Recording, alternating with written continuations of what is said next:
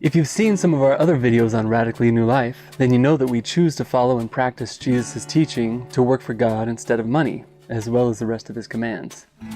The funny thing about that is oftentimes when we tell people about this unpopular teaching, they assume that since we do not work for a paycheck, we don't work, period. But they are totally missing the picture. We choose to work for God instead of money. Do you get it? Jesus didn't say, don't work. He said, work, but only work for God. This distinction is very important because God doesn't let a bunch of bums laze around all day in his kingdom. He wants us to work to build up his kingdom here on earth by doing his will. So Paul was right when he told his brothers and sisters that, quote, if you don't work, you don't eat. But Paul never said that if you don't work for money, you don't eat. Of course, Paul, one of the greatest laborers in the kingdom of God who ever lived, was talking about working for God. I mean, it only makes sense that this man of God who was truly doing his best to follow Jesus would not contradict Jesus' own words. But even if he was contradicting Jesus by telling us to work for money, then Paul says that he should be damned to hell. I don't know about you, but I find it hard to imagine the Apostle Paul in hell. So Jesus tells us to work for God. With so few people in the world who are actually following this command of Jesus, it's no wonder that people have a hard time picturing what this kind of work looks like in reality. Some people imagine brothers and sisters working together on an off-the-grid farm singing Kumbaya all day. Some people imagine a ministry of visiting the sick and in prison, feeding and clothing the needy, and simply helping people. And others imagine a lone prophet screaming on street corners at the masses for their sins. The reality is that there isn't just one way to work for God, and it could even incorporate all three of these hypothetical scenarios above. He wants us to work together as brothers and sisters, learning to be resourceful with the material things that he provides. He wants us to love and help others. He wants us to get out there and preach the good news of his kingdom to all the world. But oftentimes, the day-to-day of working for God is a lot more ordinary than our fantastic imaginations of grandeur lead us to believe.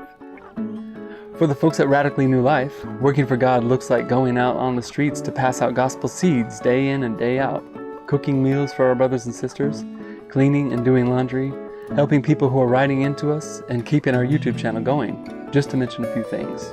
To some of you who have privileged lives, this may sound like a lot of work, but to others who are oppressed by the money system and can never seem to catch a break, this work for God is the key to unlock your worldly shackles.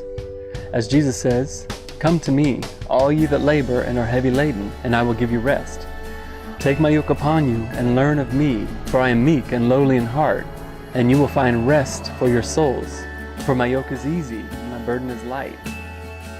So whether working for God sounds like good news or bad news to you, we can tell you from personal experience that it is the best, most fulfilling work that you will ever do in your life. And beyond these very important and very practical ways in which we can work for God, we must also work in a spiritual sense as well. Like Paul said, that even if he performed all kinds of great works but did not have love, then he is nothing. We must worship God in spirit and in truth. And the only way to build up his kingdom in ourselves and in others is by getting in the right spirit of love. This is trickier than simply doing physical jobs or tasks for God's kingdom because our spiritual lives are less tangible and harder to measure.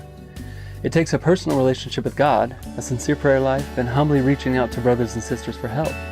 And if we do these kinds of things to be in the right spirit, then our physical work for God will be so much more effective.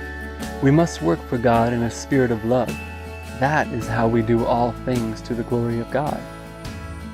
All you have to do to get started is find at least one other person who is ready to start this radical journey of working for God instead of money and living by faith.